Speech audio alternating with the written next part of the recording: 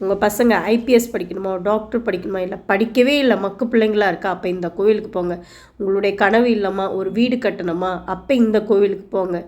நீங்கள் 90 நாளில் கல்யாணம் ஆகணுமா, கல்யாண தடை நீக்கவும், பிள்ளை வரம் கிடைக்கவும், நோய் நொடி இல்லாமல் ஒரு வாழ்க்கை வேணும்னா அப்போ இந்த கோவிலுக்கு போங்க. ஹாய், நான் மலர்.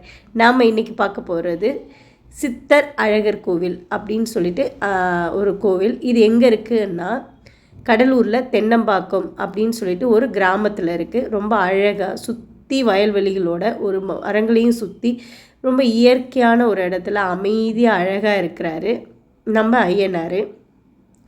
இது பாண்டிச்சேரியிலேருந்து 17 கிலோமீட்டர்லேயும் கடலூர்லேருந்து 19 கிலோமீட்டர்லேயும் இருக்குது. இங்கே பாண்டிச்சேரியிலேருந்தும் போகலாம், கடலூர்லேருந்தும் போகலாம், பஸ் வசதி இருக்குது.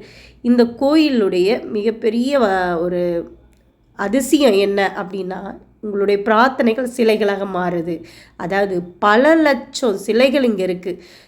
உண்மையாக சொல்லப்போனால் இங்கே பல கோடி சிலைகள் இருக்கணும்.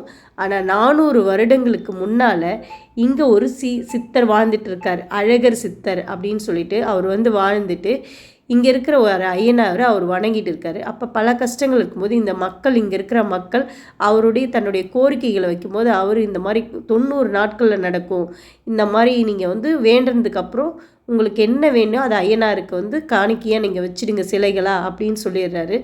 அதே மாதிரி அந்த கோயில்லையும் நடக்குது.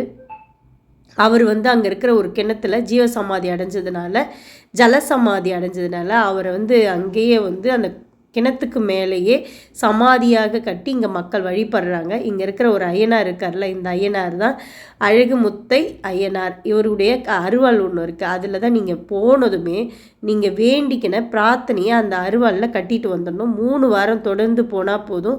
உங்களுடைய கனவுகள், லட்சியம், உங்களுடைய எண்ணங்கள், பிரார்த்தனை அனைத்தும் நிறைவேறக்கூடிய கோவில் தான் இந்த கோவில். இங்கே பாருங்கள், உள்ளே நம்ம வந்ததும் இது சித்தருடைய ஜீவசமாதி. அது ஒரு கிணத்து மேலே இருக்குது. நோய் நொடின்னு சொன்னல, கால் கை முடக்கவாதம் உள்ளவங்களாம், அதாவது நம்மளுடைய பிரார்த்தனைகள் நிறைவேறினதுக்கு அப்புறம் வைக்கக்கூடிய சிலைகள் தான் இதுங்க. ஆனால் இந்த சிலைகள் பார்த்திங்கன்னா இங்கே லட்சக்கணக்கில் இருக்கார். டாக்டரு, வக்கீல், போலீஸு, ஐபிஎஸ், வீடு, எனக்கு தெரிஞ்சு இங்கே ஹெலிகாப்டர்லாம் கூட இருக்குது. ஏன் ஹெலிகாப்டர், ஏரோப்ளான்லாம் இருக்குதுன்னு தெரியல. ஒருவேளை மரைன் இன்ஜினியர் படிக்கிறதுக்காக இருந்திருக்குமோ என்னமோ. கார்லாம் கூட நிறைய காரு அந்த மாதிரி நிறைய இருக்குது. அப்போ எல்லாருடைய பிரார்த்தனையே இங்கே இருக்கிற இந்த ஐயனார் நிறைவேற்றிருக்காரு. அதனால் அவங்க எத்தனை பேர் வச்சுருக்காங்க. 400 வருஷங்களுக்கு முன்னால் வெறும் மண் சிலையால் வச்சப்போ மழையில் கரைஞ்சி போச்சா. அதுக்கப்புறம் தான் அவங்க சிமெண்ட் சிலைகளை வைக்க ஆரம்பித்து பல லட்சம் சிலைகள், அப்போ எவ்வளோ கோடிக்கணக்கான சிலைகள் இருந்திருக்கும். அவங்களுக்கே அந்த கடவுள் நம்மளுடைய பிரார்த்தனைகளை நிறைவேற்றும் போது நாமளும் ஒரு தடவை போயிட்டு வந்தால் நம்மளுடைய பிரார்த்தனைகளும் நிறைவேறும் கண்டிப்பாக. படிக்காத பிள்ளைங்களும் படிக்கக்கூடிய ஒரு கோவில் தான் இந்த கோவில். நீங்கள் போய் உங்கள் குழந்தைங்களுக்காகவும் உங்கள் குடும்பத்துக்காகவும் வேண்டிக்கோங்க. இங்கேயே அந்த சிலைகளை செஞ்சு விற்கிறாங்க. நம்ம இங்கேயே வாங்கி அப்படியே காணிக்கையே அங்கே வச்சுட்டு வந்துடலாம். நான் போனப்போ ஒருத்தவங்க கல்யாணம் முடிஞ்சு இந்த மாதிரி இங்கே பாருங்கள், பொண்ணு மாப்பிள்ளையோடு வச்சு அந்த கண்ணை கட்டி அதுக்கப்புறம் படைச்சிட்டு அந்த கண்ணை அவுத்து விட்டாங்க. நன்றி, வணக்கம். மீண்டும் ஒரு வீடியோவில் நான்